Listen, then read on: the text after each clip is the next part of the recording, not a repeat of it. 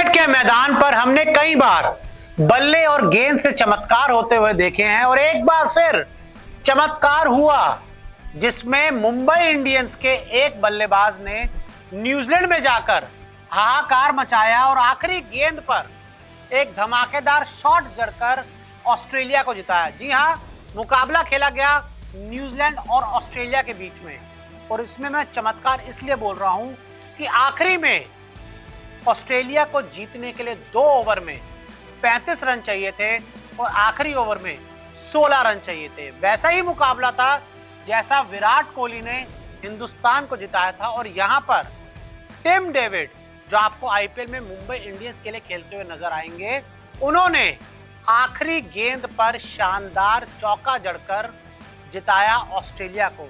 आखिरी गेंद पे तो जीतने के लिए 3 रन चाहिए थे, लेकिन जो उससे पहले की कहानी है, अगर हम थोड़ा सा पीछे जाएं तो आपको समझ आएगा कि आखिरी की जो 8 गेंदें थी उस पर जीतने के लिए ऑस्ट्रेलिया को चाहिए थे 28 रन। 8 गेंदें 28 रन, यानी कि एक बहुत ही मुश्किल टारगेट।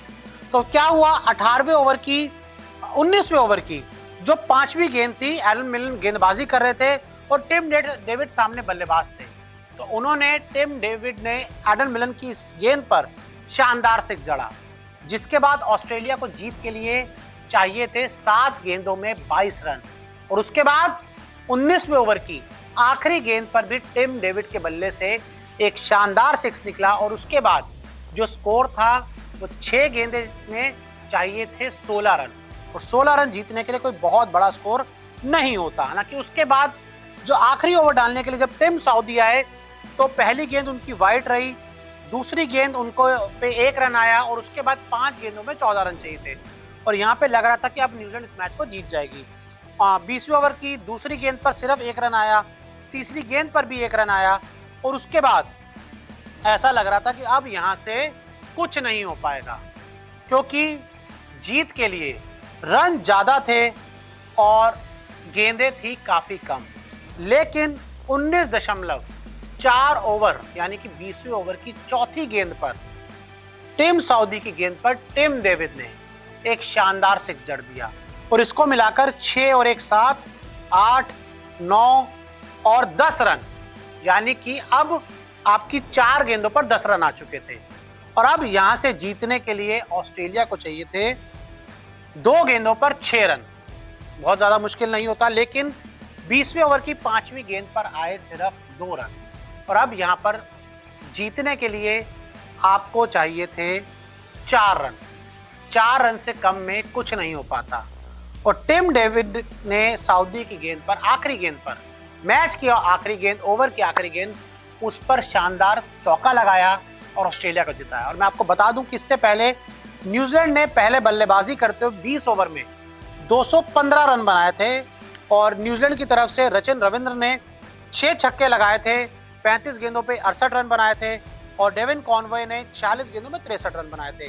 साथ ही फिन एलन ने 32 रन और एक छोटा सा कैमियो आया था चैपमैन की तरफ से और ग्लेन फिलिप्स के भी रन आए थे। तो ऐसे पहुंच गई थी न्यूजीलैंड 215 तक। अब 16 रन बनाना अपने आप T20 में एक बहुत बड़ा टारगेट होता है, लेकिन लगता है जरूर है कि बैटिंग विकेट है, लेकिन 216 रन होते हैं और जो ऑस्ट्रेलिया की जो शुरुआत थी वो ठीक ठाक रही। ऑस्ट्रेलिया ने 3.3 ओवर में 29 रन बना लिए और उसके बाद उनको झटका लगा पहला ट्रेविस हेड के रूप में।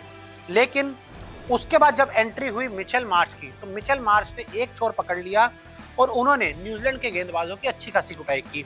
डेविड वार्नर भी 20 गेंदों में 32 रन बनाकर आउट हो गए। उसके बाद मैक्सवेल आए, T20 2023 वर्ल्ड कप में ऑस्ट्रेलिया के एक बहुत बड़े हीरो थे। इन्होंने 11 गेंदों में 25 रन बनाए, यानी कि इन्होंने भी एक बड़ी अच्छी सी जो एक प्लेटफॉर्म तेजी से रन बनाने का था, ये भी रन बनाते चले गए। और जब ये आउट हुए तो उसके बाद जॉश इंग्लिश आए। हालांकि जॉश इंग्लिश की पारी पे जरूर सवाल उठेंगे, 20 गेंदों में सिर्फ 20 रन बनाए और ये ऐसा समय था जब ऑस्ट्रेलिया पूरी तरह से बैकफुट पर आ गई थी और ऑस्ट्रेलिया को 30 गेंदों में 60 रन भी चाहिए थे, एक समय ऐसा आ गया था। लेकिन तब एंट्री होती है टिम डेविड की और टिम डेविड का साथ दे रहे थे मिचेल मार्श। इन दोनों ने मिलकर आखिर में ऑस्ट्रेलिया को जीत दिलाई। लेकिन यहाँ पर देखिए, मिचेल मार्श ने 44 गेंदों में 72 रन बनाए हैं, 2 चौके 7 छक्के लगाए हैं, लेकिन इस जीत के सबसे बड़े हीरो हैं टिम डेविड, जिन्होंने 10 गेंदों में 31 रन बनाए, 2 चौके और 3 छक्के लगाए और उनका जो स्ट्राइक रेट था तो 310 का था। और अब ये आपको कुछ ही दिनों में मुंबई इंडियंस के लिए खेलते हुए नजर आने वाले हैं। यानी कि जीता ऑस्ट्रेलिया है, लेकिन इसका सबसे बड़ा जश्न मनाएगा मुंबई इंडियंस।